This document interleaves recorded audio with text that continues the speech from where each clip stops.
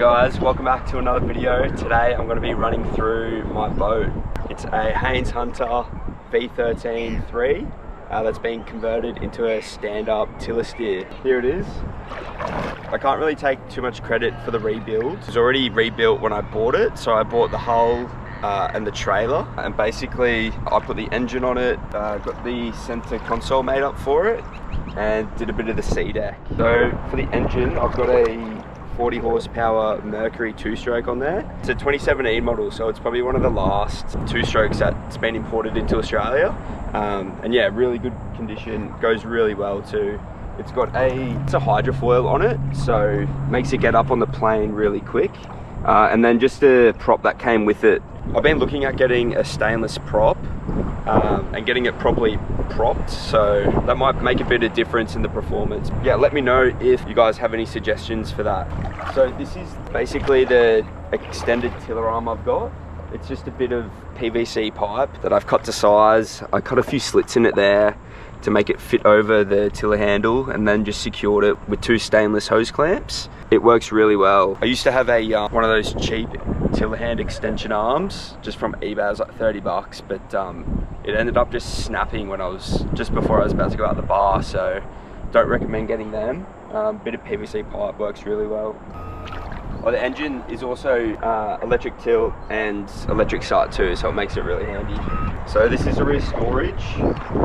I usually keep my dive fins down here, just so they're out of sight. I've got a 25 litre tank, my safety gear, battery back there in that corner, and then all my electric switches here. The person who rebuilt the boat, they did an awesome job, and it's all done really, really professionally. It's all above my head. So yeah, I've got a 25 litre main tank, and then I've got 2 10 litre jerry cans here now, but I can fit a third one. So that'll give me a total of 55 litres, which would be plenty for the stuff I do. I haven't really done a big run in it yet, so I don't know what the fuel usage is, but I'd say it'd be around 2 kilometers per litre, something like that. So this is where I store my guns. It's just a bungee there onto one of these mount there that I just hook them on. I wouldn't say it's the most ideal place to store guns. I did originally look at building a rack off this and having them pointing straight up, but I don't really like the idea of having a spear straight out in the air in case I was to fall on it. And then I've just got a handy Coles basket in the middle. That's for all my sort of wet gear, snorkel, weight belt, gloves, booties, things like that. Onto the console. So I got this made up. It's pretty much perfect height for me. It's got my phone on there. I use a quad lock mount.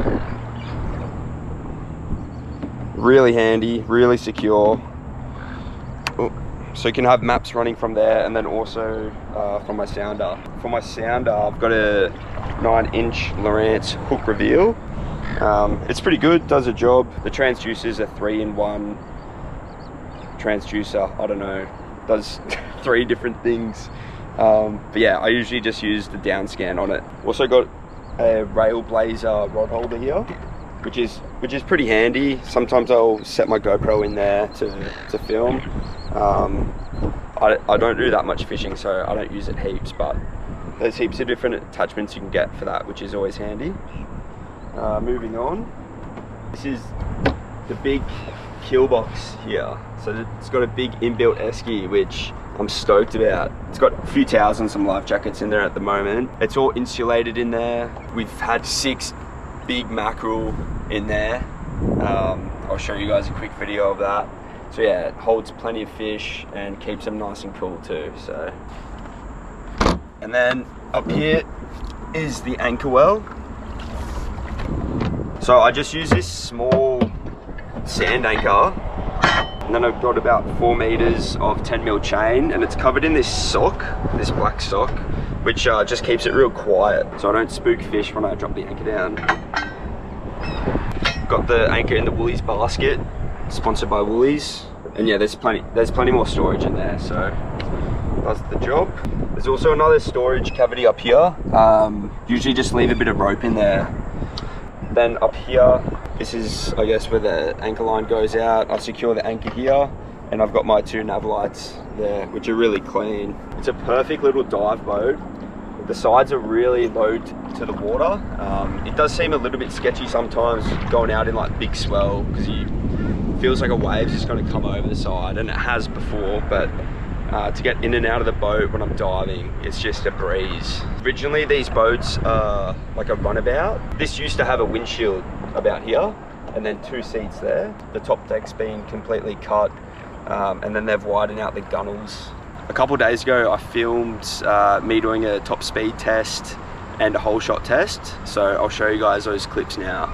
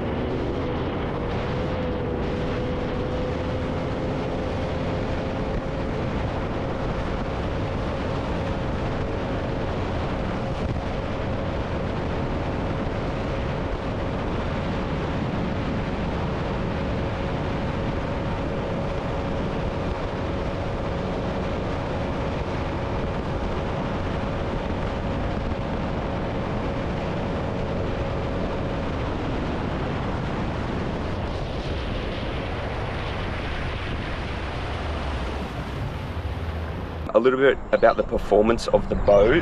It gets on the plane super quick. Within like 2 seconds, I get on the plane going like 20 knots, and the max speed's about 30 knots. That's when it's trimmed up, as you guys could probably see from that video. Being tiller steer, it's really easy to maneuver.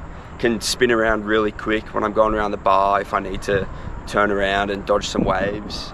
Handles chop incredibly well. I've been punching straight into a 20 knot southerly, and it just glides straight over the chop. It handles so well. So for a 4 meter boat, I really can't ask for much more. It's my first boat and I love it so much. I do want a bigger boat, but I have no reason to get a bigger one at this stage, but who knows, we'll see. So just another thing as well, on this deck here, it's got 2 bung holes here. If I do take a wave over, I can undo those and the deck will just self-drain itself. That comes in really handy. Usually when I'm coming in, going across the bar, I'll open those up just in case if I do catch a wave here or there, it'll just drain out.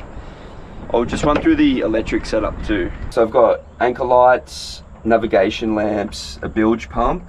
I've got a DC outlet, so it's got 2 USB chargers here. Really nifty little system. If I need to ever charge like cameras or phones, anything like that, comes in handy. I've got my sounder and cockpit lights too. Alright, so I'm going to do a quick run through of what everything's cost me. So I bought the hull and trailer for 10 grand.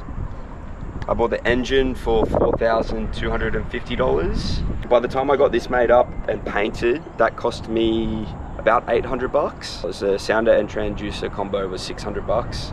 This sea deck I got for free. It was just all offcuts and I stenciled it out all myself, so that was pretty much free. It just took like half a day to a day. Actually took a day to do all that, but that was really fun. And yeah, when I actually bought the hull and trailer, it come with a few extras like an anchor, boat catch, all this sort of random stuff. So I ended up selling all that stuff for about 1,500 bucks. I'll put the total in the video because I don't know what that all adds up to, but it's about 14 grand. When I first bought the boat, I knew I had to get the infamous Haines Hunter sticker. So I got Haines Hunter V133. I bought them from a company called Tiller Boat Co. I'll put their link in the description, so check them out if you've got the same boat. That's pretty much it. It's only a little boat, so the run through is only little. Hopefully you guys enjoyed that video. If you have any questions, let me know in the comments, I'll answer them.